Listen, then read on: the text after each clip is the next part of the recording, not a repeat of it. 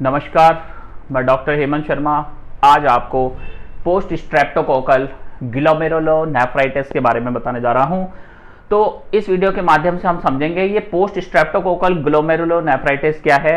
जैसे कि मैंने बहुत सारे ग्लोमेरुलोनेफ्राइटिस के बारे में आपको पहले भी बताया है, तो आज हम इस वीडियो के माध्यम से समझेंगे पोस्ट स्ट्रेप्टोकोकल ग्लोमेरुलोनेफ्राइटिस। देखिए, कई बार क्या होता है, जैसे छोटा बच्चा है उसमें थ्रोट इन्फेक्शन हुआ, फेरेंजाइटिस, ठीक है, फेरेंजाइटिस जो कि group A beta hemolyticus streptococci की वजह से हुआ। तो अब क्या होगा कि अगर 48 घंटे से 72 घंटे में इन्फेक्शन किडनी में डेवलप हो रहा था ग्लोमेरुलोनेफ्राइटिस, तो उसे हम आईजीए नेफ्रोपैथी बोल रहे थे।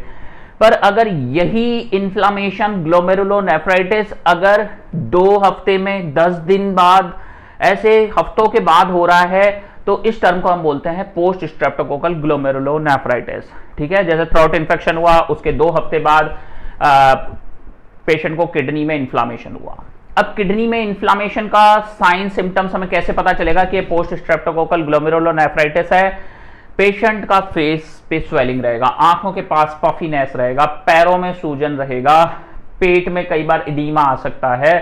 उसके अलावा देखेंगे प्रोटीन्स यूरिन में आ रहे हैं। यूरिन जब आप करते हैं बाथरूम में तो झाग आता है, बहुत कंसंट्रेटेड और झाग वाला यूरिन होता है, तो इसका मतलब प्रोटीन्स लीक हो रहे हैं यूरिन में। और हम देखेंगे कि यूरिन का जो फ्रीक्वेंसी है वो कम हो गया है, पेशेंट को एन्यूरिया डेवलप हो रहा है या ओलिगूरिया डेवलप हो रहा है, मतलब यूरिन अमाउंट कम आना, ठीक है, पेशाब नहीं आना लंबे लंबे समय तक और सूजन बॉडी में रहना, रिटेन होना यूरिन का। यूरिन रिटेंशन नहीं होगा, सॉरी, यहाँ पे बस यूरिन कम बनेगा किडनी से।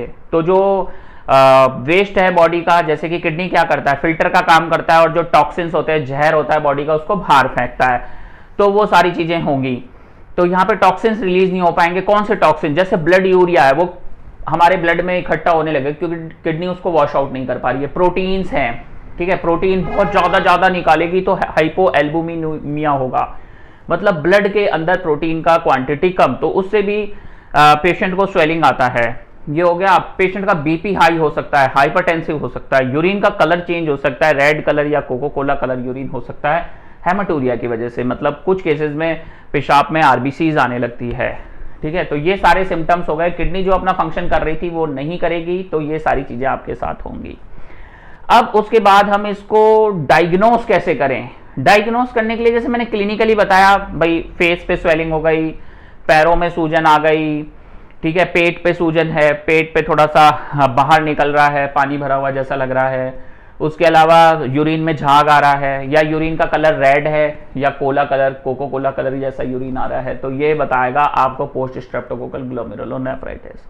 अब ये क्यों हुआ, इसके पीछे का पैथोफिजियोलॉजी क्या है? देखो, ऐसा होता है कि हमारी बॉडी में एक डिफेंस मैकेनिज्म है। जब भी बॉडी में कोई भी बैक्टीरियल इन्फेक्शन होता है, यहां बैक्टीरिया की बात करेंगे, फॉरेन बॉडी के इन्फेक्शन बहुत सारे हो सकते हैं, वायरल, फंगल, ये सब, तो उनकी बात नहीं कर रहे हैं।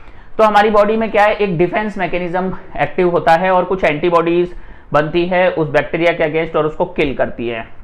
यहां पे क्या होगा, जो डिफेंस मैकेनिज्म एक्टिव होगा group A beta hemolyticus streptococci bacteria के अगेंस्ट, उसमें क्या होगा कि वो उस चीज को तो किल नहीं कर पाएगा, साथ में वो अपने ही इम्यून सिस्टम, अपने ही ऑर्गन्स को डैमेज करने लगेगा। जैसे ग्लोमेरुलाई को डैमेज करने लगेगा किडनी में, जो कि फिल्ट्रेशन का काम करती है, ये जो इम्यून कॉम्प्लेक्स है।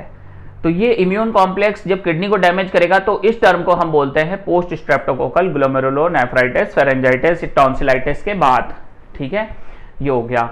अब इसका डायग्नोस में हम किडनी फंक्शन कर सकते हैं, उसमें देखेंगे सीरम क्रिएटिनिन काफी हाई है, ठीक है। उसके अलावा यूरिक एसिड लेवल ब्लड में बढ़ा हुआ है, ब्लड यूरिया बढ़ा हुआ है, इलेक्ट्रोलाइट्स में हम देख सकते हैं पोटेशियम का रेंज बढ़ा हुआ है, ठीक है। तो ये सारी चीजें हमें देखने को मिलेंगी।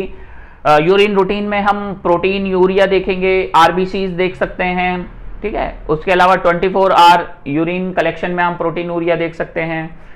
तो ये सारी चीजें हमें देखनी पड़ेंगी। उसके अलावा सोनोग्राफी करा सकते हैं पेशेंट का, एंटीबॉडीज टाइटर देख सकते हैं, एंटी एएसओ टाइटर, और पेशेंट का हम बायोप्सी भी ले सकते हैं। बायोप्सी इसमें स्टैंडर्ड और 100% कंफर्मेटरी होता है।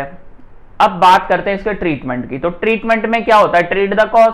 कॉज क्या है भाई, बैक्टीरियल इन्फेक्शन के कारण हुआ, तो इसमें एंटीबायोटिक्स देंगे, ब्रॉड स्पेक्ट्रम एंटीबायोटिक्स, पेनिसिलिन है, अमोक्सिसिलिन है, ये सारी दवाइयों से हम इसको ट्रीट करेंगे। उसके अलावा पेशेंट को सिम्टोमेटिक मैनेज करेंगे। सिम्टोमेटिक मैनेजमेंट कैसे होगा, जैसे बीपी हाई है तो बीपी कम करेंगे, प्रोटीनूरिया है तो प्रोटीनूरिया कम करने का मेडिसिन देंगे, जैसे एसी इनहिबिटर्स, एआरबीज हम पेशेंट को दे सकते हैं, ठीक है। उसके अलावा पोटेशियम बढ़ रहा है तो हमें पोटेशियम को लोअर डाउन करना है, सोडा बाइकार वगैरह से होता है, तो वो चीज़ें हमें सिम्टोमेटिक मैनेज करना है। उसके अलावा कोई नेफ्रोटॉक्सिक दवाइयाँ नहीं देनी है पेशेंट को, और बैक्टीरिया को अच्छे से कवर करना है कि रिमेनेंट बैक्टीरिया ना रहे बॉडी में। तो ये सारी चीज़ें रहेंगी कि आपको इससे रिलीफ मिले और आप इस सिचुएशन से बाहर आएँ और क्योर हो जाएं, ठीक है। साथ में life style changes, diet important है कि भाई अब प्रोटीन बहुत ज़्यादा यूरिन से निकल रहा है तो लेस प्रोटीन डाइट, पोटेशियम वाली डाइट, पोटेशियम रिच डाइट नहीं लेनी है, रीनल डाइट आपको फॉलो करना है, उसका वीडियो मैंने बना रखा है, किडनी फंक्शन के लिए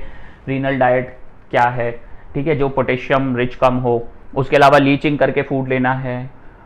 योगा, मेडिटेशन, एक्सरसाइज हमेशा एक इंपॉर्टेंट रोल प्ले करता है, डाइट तो 100% करता ही करता है।